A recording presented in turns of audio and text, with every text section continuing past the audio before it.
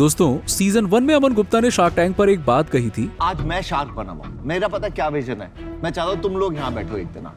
Sure, definitely, sir. That's so good. Couple of years down the line, we'll be also there. You should be on this seat after a few years. इस एक line से अमन ने revamp Motors की वो deal जीत ली थी। लेकिन शायद उनकी कही हुई भविष्यवाणी जल्द ही सच हो सकती है। एक ऐसा स्टार्टअप जिसे अब तक के शार्क टैंक का सबसे सक्सेसफुल स्टार्टअप कहना गलत नहीं होगा, और उनके फाउंडर जो कि नेक्स्ट शार्क बन सकते हैं।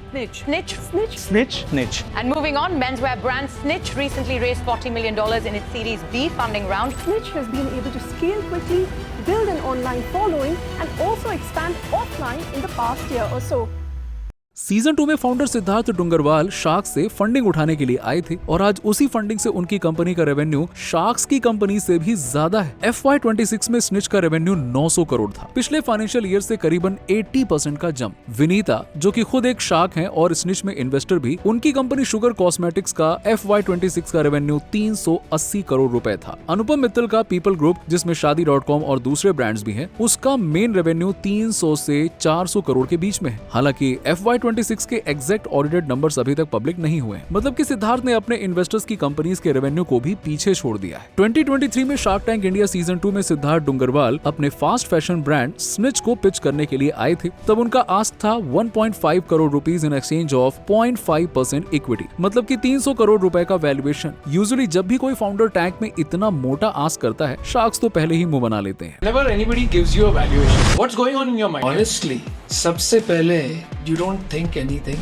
The first thing is to react and say the valuation is too high.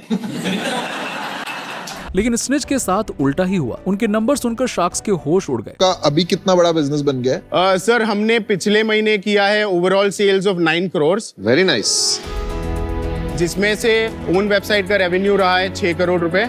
और 2023 में एयरिंग के कुछ ही महीने पहले उन्होंने मार्केट प्लेस पर बेचना शुरू किया था, मतलब कि उस वक्त उनका मेजॉरिटी रेवेन्यू अपनी ही वेबसाइट से आ रहा था। उनका प्रोजेक्टेड रेवेन्यू 100 करोड़ रुपीस का था, मतलब कि रेवेन्यू का 3x मल्टीपल का वैल्यूएशन, जो कि एक फेयर आस्क था। हालांकि उन्होंने प्रोजेक्टेड रेवेन्यू से 20 करोड़ रुपए ज्यादा पर ही FY23 क्लोज किया, और 100 करोड़ वैल्यूएशन पर उन्होंने हिस्टोरिक ऑल शार्क डील पक्की की। उसके बाद स्निच रुकने का नाम ही नहीं ले रहा है। शार्क टैंक के बाद उन्होंने और अग्रेसिवली अपनी ग्रोथ को पुश किया। शार्क टैंक से सिद्धार्थ ने स्निच का पहला इन्वेस्टमेंट क्लोज किया था। शार्क से फंडिंग उठाने के बाद उन्होंने और भी पैसा रेज किया, और उसी साल दिसंबर 2023 में उन्होंने सीरीज ए राउंड भी क्लोज किया SWC ग्लोबल और IV कैप वेंचर के साथ में, जहां उन्होंने 110 करोड़ रुपए यानी कि $13.3 मिलियन उठाए, और उनका मेन फोकस था टैलेंट और टेक्नोलॉजी पर, लेकिन मोस्ट इंपॉर्टेंटली रिटेल एक्सपेंशन पर। स्निच हमेशा से पहले एक ऑनलाइन फर्स्ट ब्रांड था और 100% डिजिटल था, लेकिन अब उनके बिजनेस का 40% ऑफलाइन स्टोर से भी आता है, जबकि 60% आज भी ऑनलाइन चैनल से ही आता है। 2020 यानी कि 2020 कोरोना वायरस पैंडेमिक में snitch.co.in वेबसाइट की शुरुआत हुई थी। हालांकि 2019 से वो लेबलिंग का काम करते थे। द रॉक की 2013 मूवी स्निच को देखकर सिद्धार्थ ने अपने ब्रांड का नाम भी वही रख लिया, जिसका मतलब होता है चुगली करना,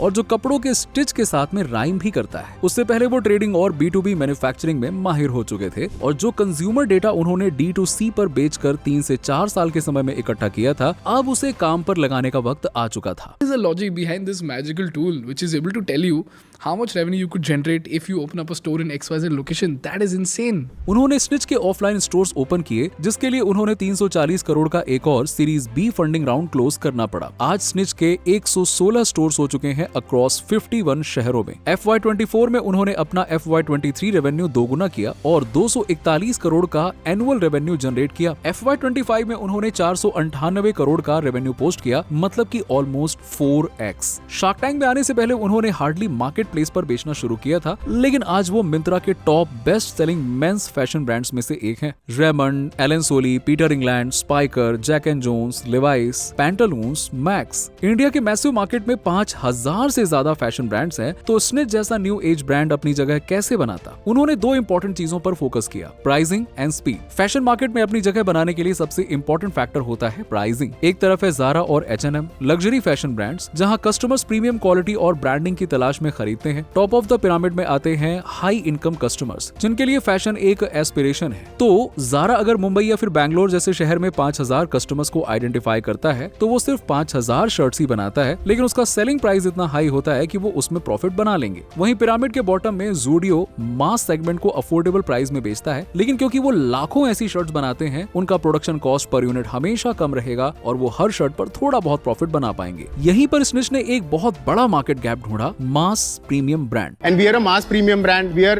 perfectly positioned between a Max and an H&M. जैसे मान लीजिए मुझे प्लेन ऑक्सफोर्ड शर्ट खरीदनी है, अगर मैं ज़ारा की वेबसाइट पर जाता हूं तो वहां 2550 से स्टार्टिंग प्राइस शुरू होते हैं। वहीं अगर मैं ज़ूडियो स्टोर में जाऊं, क्योंकि वो ऑनलाइन नहीं बेचते, तो 699 से 799 में वो शर्ट मुझे मिल जाएगी। लेकिन अगर मैं स्निच पर वही ऑक्सफोर्ड शर्ट ढूंढूं तो मुझे मैक्स टू मैक्स 1399 में मिल जाएगी, यानी कि 1399 रुपए में। फैशन एक ऐसी इंडस्ट्री है जहाँ प्राइस पॉइंट ही मार्केट पोजीशन तय करते हैं। इंडिया के एस्पिरेशनल और तेजी से बढ़ रहे मिडिल क्लास के लिए एक परफेक्ट फिट। और सेकंड, स्पीड। सिद्धार्थ जानते थे कि एक यंग ब्रांड को जेनजी और मिलेनियल्स तक पहुंचाने के लिए चाहिए स्पीड। आज की जनरेशन कभी वक्त के हिसाब से शॉपिंग करती है तो कभी मूड के हिसाब से। स्निच का डिजाइन से शेल्फ तक का प्रोसेस मैक्स टू मैक्स 15 से 20 दिनों में कंप्लीट होता है। अगर उससे ज्यादा का टाइम फ्रेम हुआ तो वो फास्ट फैशन कैसा। लेकिन सिद्धार्थ सिर्फ यहीं पर नहीं रुकने वाले हैं। अगर ज़ारा और H&M जैसे जायंट्स को टक्कर देनी है तो सिर्फ एग्जिस्टिंग मॉडल्स और ट्रेंड्स को अपनाकर नहीं चलेगा। सिद्धार्थ का मानना है कि फैशन का नेक्स्ट बिग वेव है क्विक कॉमर्स। Fashion.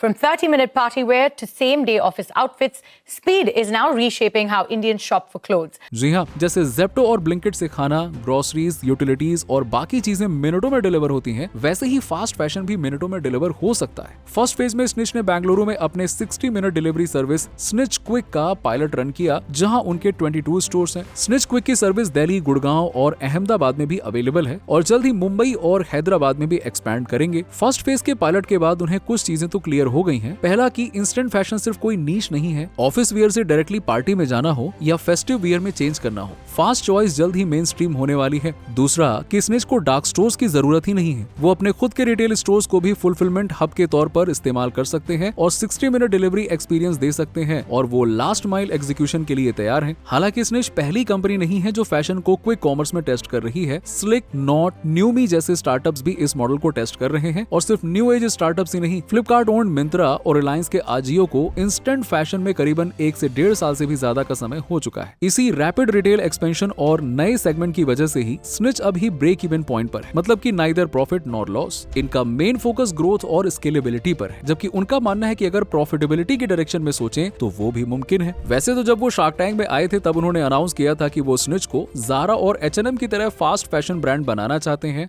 वो एक बहुत बड़ा फैक्टर था मेरे लिए ये स्टार्ट करना, क्योंकि आपने वही किया जो मैं ज़ारा और H&M के साथ करने वाला हूँ। Very good. End of course इसके लिए इंटरनेशनली भी एक्सपैंड करना। लेकिन फिलहाल दुनिया के टेंस जियोपॉलिटिकल माहौल को देखते हुए उन्होंने प्लान को थोड़ा होल्ड पर रखा है। दोस्तों आज के लिए इतना ही। आज स्निच इंडिया का फास्टेस्ट ग्रोइंग फैशन ब्रांड है। अब कुल मिलाकर 440 करोड़ की फंडिंग उठाने के बाद आज स्निच 2500 करोड़ की वैल्यूएशन पर बैठा हुआ है। अपीयरल ब्रांड सिर्फ कपड़ों पर कैसे रुक सकता है। स्निच जल्द ही परफ्यूम्स, फुटवेयर और एक्सेसरीज की कैटेगरी में भी एक्सपैंड करने वाले हैं। वैसे आपको क्या लगता है, क्या Siddharth Dungarwal even as a guest shark tank का अगला शार्क बनना डिजर्व करते हैं? हमें कमेंट में जरूर बताना। मिलते हैं नेक्स्ट वीडियो में।